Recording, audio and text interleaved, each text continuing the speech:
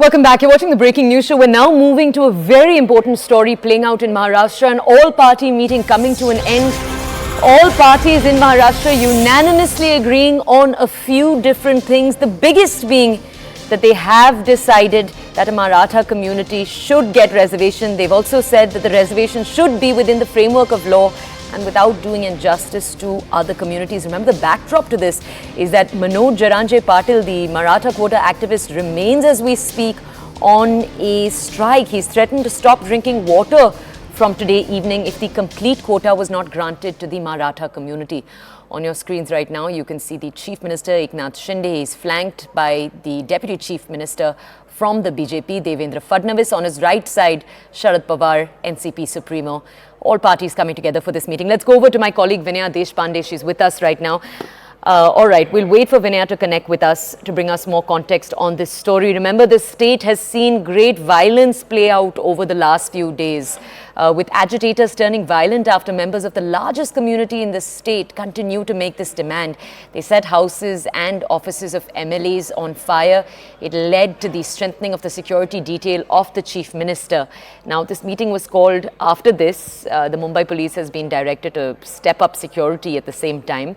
We'll talk a little bit more about this, but Maratha Patel's central agitation has been that he's been displeased with the state government's earlier decision to grant the Kunbi caste certificates to the Marathas in this region. This is in the Marathwada region. Now we're going to wait, as I told you already, for reporters to join us to bring us more context on this. But a total of 99 people have been arrested in connection with the violence that took place a few days ago. The situation is, according to police officials on the ground, currently under control.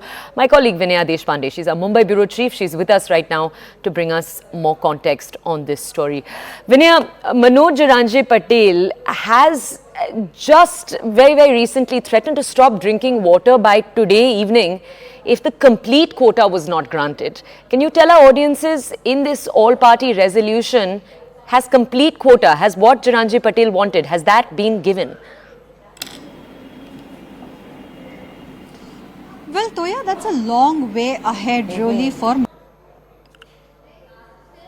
Okay, we've lost our connection with my colleague. We'll wait for just a second. I think she was telling us that the demand remains a long way ahead, but we'll wait for her to join us again. As we speak, internet services remain suspended in the Jalna district after the Maratha agitation turned violent, as we just told you.